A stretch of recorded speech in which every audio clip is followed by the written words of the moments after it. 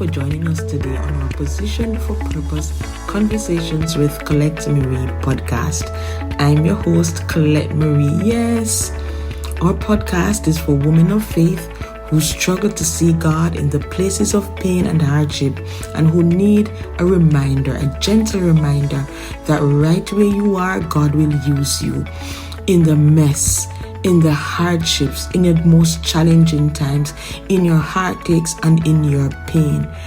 God has a greater plan for your story. Romans 8:28 states, "For we know that all things work together for good to them that love God and are the called according to His purpose." Today's conversation will be on fear comes with a price. What are you willing to pay? That's the conversation we'll be having on this week's episode. Welcome and thank you for joining us. I'm your host, Colette Marie. Ladies, sisters, friends, fear. That four-letter word has held us captive for a long time, and it's time for it to give up and to let go. Maybe I'm preaching to my own self, or conversing with my own self, might I say. Listen, I don't know about you, but for too long I've allowed fear to be dominant in my life. I've allowed this fear, this false evidence appearing real, to be the thing that keeps me stuck in place, to be the thing that keeps me from going into the future that God has planned for me, to be the thing that puts a limit on my abilities and what God can do with the abilities that I have. It's like this imaginary line that we have in our head, and then we take it out and we basically put it across the right before our feet. And the line is speaking back to us and it is saying, you can go no more and no further than this line. And instead of us taking authority over the imaginary line, we allow it to hold us captive. Or might I just say, let me speak to myself. I allow it to hold me captive. In looking back, there are so many opportunities that I have missed because of fear. Can I tell you? And it's so easy to look back in regret and say, why didn't I do this? Why didn't I do that? Why didn't I make this step? The reality is that we're either fearing failure, fearing success, fearing others' opinions about us, fearing a myriad of things. That is a perception. And the perception has not yet become reality. And might not be reality either, but we allow the perception to be the thing that holds us captive. And thinking about it today, I'm wondering if we've ever looked back and thought about the price that we've had to pay for giving into something that's appearing real and that's not real. Just thinking about it, I chuckled just now, because the price that we pay is way more than if we had even just tried. Could it be quantified? What if I had tried and I actually succeeded? Price that you have been paying to fear, to allow you to remain where you are. And I'm using the word allow because as women of faith, it is us who gives the thought permission to remain there. Right? The word of God tells us that He has not given us a spirit of fear, but of power and of love and of a sound mind. And let's just focus on the sound mind for a bit. The sound mind tells us that the thing that I am dreading is not real. I have not yet done it. I don't know what the outcome would be. And so when I have been afraid to do the thing that God has called me to do, when I fear that, oh my gosh, if I do this thing, this is what is going to happen, and I allow it to let me not go any further than where the line that it has drawn in the sand for me to go, that means I have allowed it and I have given it permission to occupy space, to keep me hostage, so that I do not walk into that promised future. As I think about the cost, right? It is costly. Because when we remain right where we are, we do not experience the more that God has for you and I. We do not experience the exceedingly and the above, the beyond what we could ever think or even imagine. That's what fear does to us. So the price is that it cripples us. It cripples us in such a way that we are no. Oh my word. It cripples us in such a way, right? Where just the mere thought of moving from the comfortable and the sameness gives us a panic attack. Have you ever experienced that? Well, I have. That fear definitely will keep us bound if we don't address it. Because like me, you may be looking in the rearview mirror and you're looking at missed opportunities. You're looking at positions that you could have taken, but you've allowed fear to hold you hostage that you will not move. You're looking at places where God has said, I'm sending you here, go. And you're fearful that you think that you're not good enough. And you allow that fear, that lying fear, to keep you stuck right where you are. Believe me, I understand, because I have been there and somewhat still there. Can I just be real and just say that to you? Yes. Because when I allow a limitation, a false belief to say to me that I'm not good enough, I'm basically agreeing with the enemy that what the word of God tells me, that I am the apple of his eyes, that is not true. That the gift that he has given me to release someone, to speak something that is going to change atmospheres and situations. When I choose to believe that, then I can no longer go and be and do. Today, what is the cost that you have paid? What is the cost that you have paid? What is the cost that you have paid? Fear says to me that, Colette Marie, listen up. You see that line that I have drawn right there? You can go no further than that line. Do you know why? Because you're not good enough. Do you know why? You're going to fail. But this is where I would now have to put a pause in it and ask the question, and what if I fail? What if I fail? There's a lesson to be learned in everything. How many times did Thomas Edison had to work on that light bulb before it actually worked? That's the thought that we need to combat the lie with the enemy has stolen and has said to us. And what if I succeed? Because he's always showing us the negative, the what if. And the what if is always negative.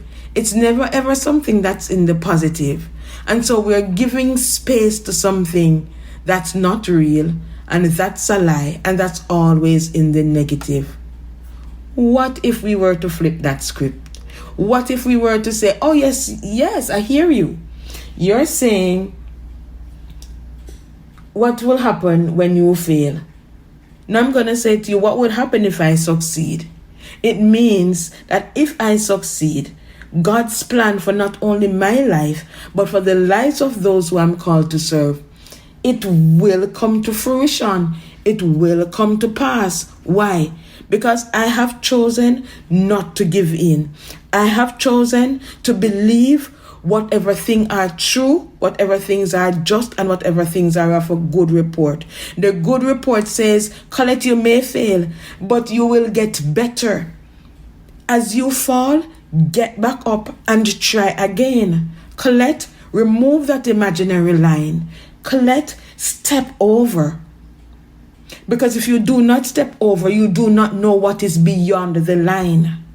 Staying where you are in the sameness, staying where you are in the comfortable is not where I have called you to be. That false evidence in your mind, remember the key words. It is false and it is appearing to be real. That means it isn't so.